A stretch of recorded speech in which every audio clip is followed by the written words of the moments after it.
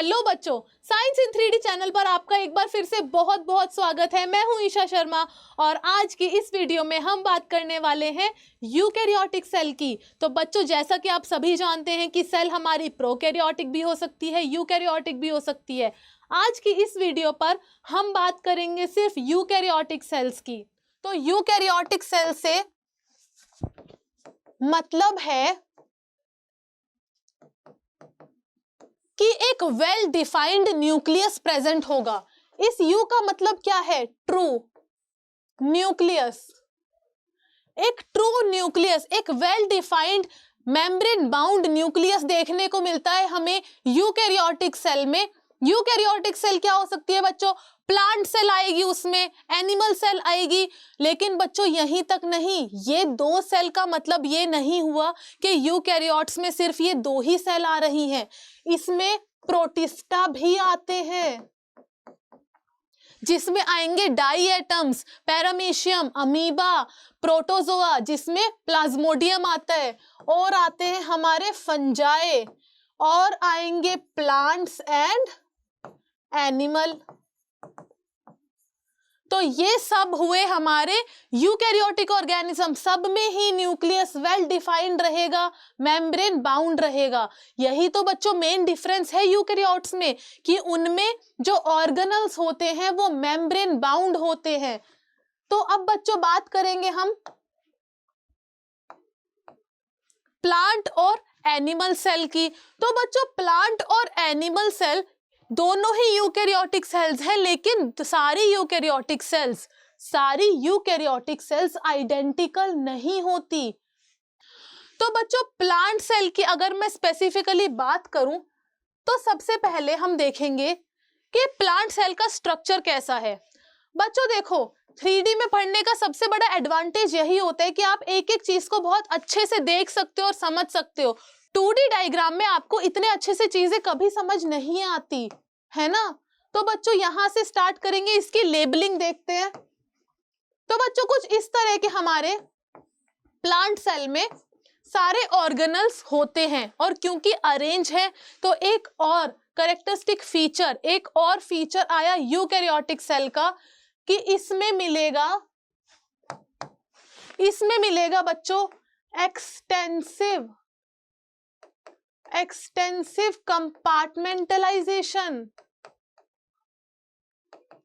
Compartmentalisation से बच्चों क्या मतलब है कि देखो हर किसी का अपना अपना एक स्पेस है। जितने भी ऑर्गेनल हैं वो अपनी अपनी जगह पर प्रेजेंट है एक सेल के अंदर। तो ये हुआ कंपार्टमेंटलाइजेशन। अगर मैं प्रोकैरियोट्स की बात करूं, उनका तो न्यूक्लियस भी नहीं है, उनका जो जेनेटिक मटेरियल होता है वो साइटोप्लाज्म में ही बिखरा हुआ होता है ना। तो यहां पर होता है कंपार्टमेंटलाइजेशन।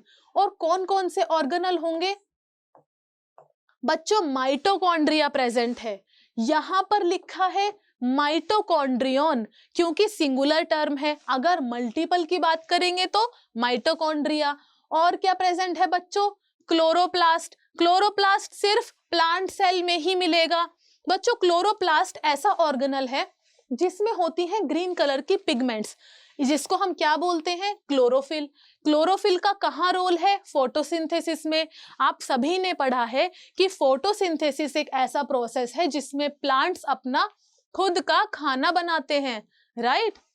बच्चों plants can synthesize their own food in the process of photosynthesis.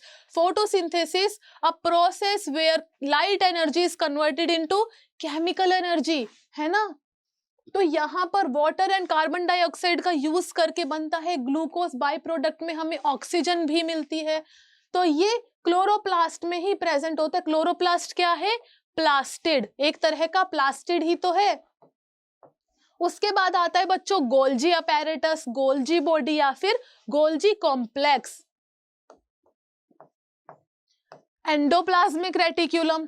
तो बच्चों जो गोल्जी है, एंडोप्लाज्मिक रेटिक्यूलम है, और आगे बात करेंगे हम लाइसोसोम की। लाइसोसोम के अलावा यहाँ पर वैक्यूल प्रेजेंट है। ये सब पार्ट है एंडोमेम्ब्रेन सिस्टम का।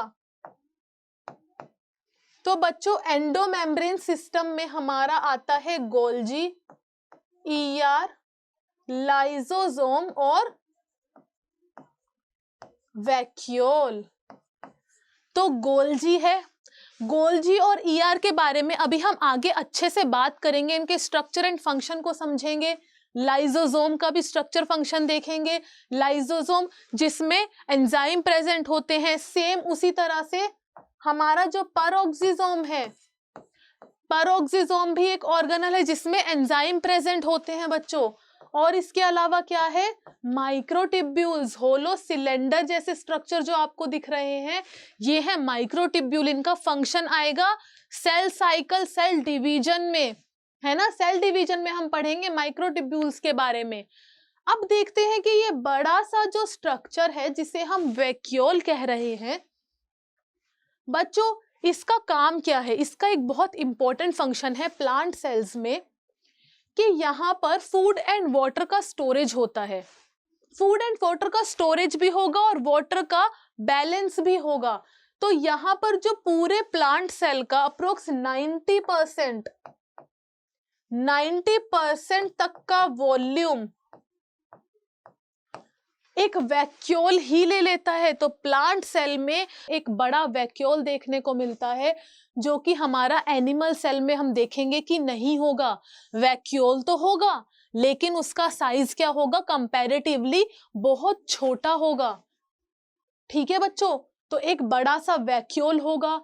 राइबोसोम्स होंगे जो कि प्रोटीन फैक्ट्री है। हमें पता है अगर राइबोसोम है तो प्रोटीन सिंथेसिस होगा। और बच्चों क्या प्रेजेंट है, और प्रेजेंट है हमारा वेल डिफाइंड न्यूक्लियस।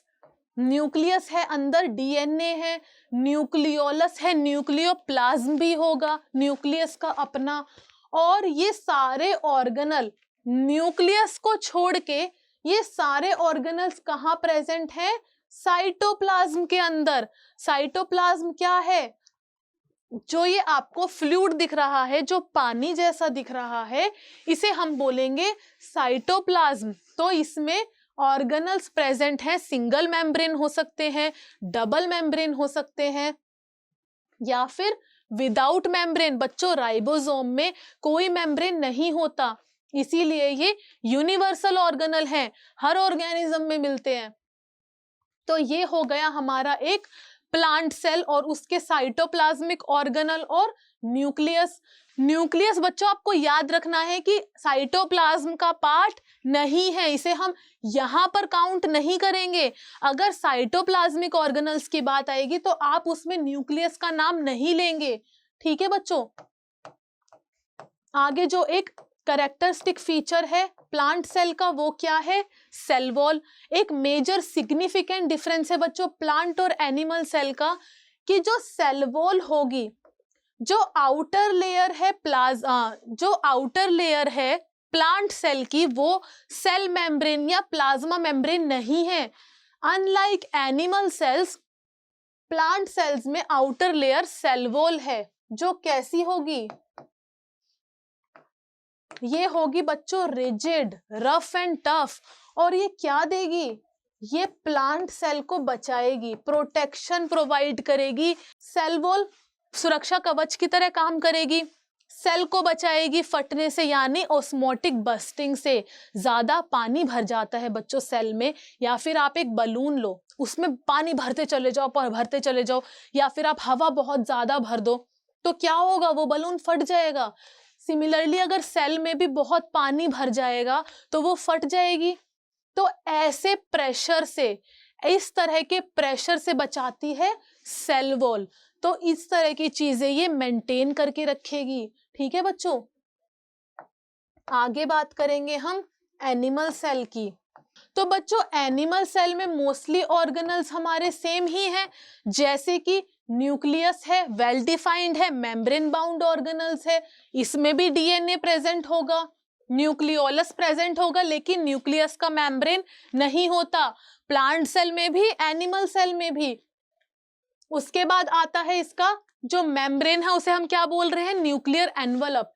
इसमें भी बच्चों एंडोप्लाज्मिक रेटिक्यूलम है, जिसमें रफ एंडोप्लाज्मिक रेटिक्यूलम है और स्मूथ एंडोप्लाज्मिक रेटिक्यूलम है।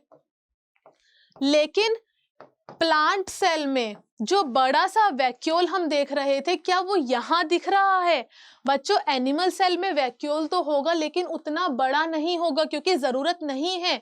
प्लांट्स तो एक जगह से दूसरी जगह पर माइग्रेट करके नहीं जा सकते, उन्हें जरूरत पड़ती है कि वो फूड वाटर को स्टोर करके रखे। लेकिन एनिमल्स तो अपना खाना खुद से ढूंढ के खा सकते हैं, तो यहाँ पर उतने स्टोरेज की जरूरत नहीं है, उतना बड़ा वैक्यूल हमें नहीं चाहिए।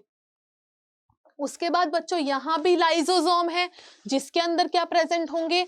एंजाइम प्रेजेंट होंगे। लाइसोसोम के बारे में, माइटोकॉन्ड्रिया और एंडोप्लाज्मिक रेटिकुलम गोल्जी के बारे में हम बात करेंगे बच्चों आगे। उसके बाद बच्चों यहाँ पर आया हमारा सेम पेरोक्सिसोम, लेकिन एक नया कुछ हमें देखने को मिला एनिमल सेल में, जो कि है सेंट्रियोल, है ना बच्चों? ये सेंट्रियोल हमें प्लांट सेल में तो नहीं दिखा, ये प्लांट सेल में तो सेंट्रियोल प्रेजेंट नहीं था, लेकिन एनिमल सेल में हमें सेंट्रियोल देखने को मिला। सेंट्रियोल जिसमें ये सिलेंडर्स प्रेजेंट हैं, जो कि अरेंज है perpendicular to each other. 90 degree का एंगल बनेगा, परपेंडिकुलरली अरेंज्ड होते हैं ये। और इसका रोल भी आता है बच्चों सेल डिवीजन में, बहुत इंपॉर्टेंट रोल है, जिसके बारे में बात करेंगे हम आगे। अगर आपको इसके बारे में समझना है, आप कमेंट सेक्शन में जरूर बताना। माइक्रोट्यूब्यूल्स और सेंट्रियोल्स को हम जरूर कवर करेंगे ऐसे ही 3D में। हमने बच्चों बात की सेल वॉल के बारे में। सेल वॉल कैसी रहेगी? रिजिड होगी, प्रोटेक्शन देगी। कॉम्पोजिशन उसकी अलग अलग हो सकती है, जैसे हायर प्लांट्स में बनती है सेल्यूलोज से, मेन रहेगा कंपोनेंट सेल्यूलोज। उसके अलावा हेमीसेल्यूलोज हो सकता है, पेक्टिन हो सकता है, और क्या हो सकता है बच्चों? प्रोटीन्स हो सकते हैं। सिमिलरली प्लाज्मा मेम्ब्रेन या सेल मेम्ब्रेन भी होती है, लेकिन प्लाज्मा मेम्ब्रेन रहेगी सिलेक्टिवली परमिएबल, मतलब सॉल्वेंट्स को तो अलाउ करेगा membrane, but along with some solutes it allows the movement of solvents along with some solutes, यानी सारे solutes का यहाँ पर ट्रांसपोर्ट नहीं होगा, कुछ पे लग जाएगा रिस्ट्रिक्शन। तो क्या हो गया ये? Selectively permeable. बच्चों जब स्टडीज चल रही थी सेल पर, तो आया हमारा इलेक्ट्रॉन माइक्रोस्कोप। तो जब इलेक्ट्रॉन माइक्रोस्कोप के थ्रू हमने सेल को स्टडी किया, तो सबसे पहला जो बायोकेमिकल इन्वेस्टिगेशन हुआ था वो हुआ था आरबीसी, आरबीसी यानी रेड ब्लड सेल पर। तो रेड ब्लड सेल पर जब हमने स्टडी किया, तो हमने देखा कि जो सेल मेम्ब्रेन है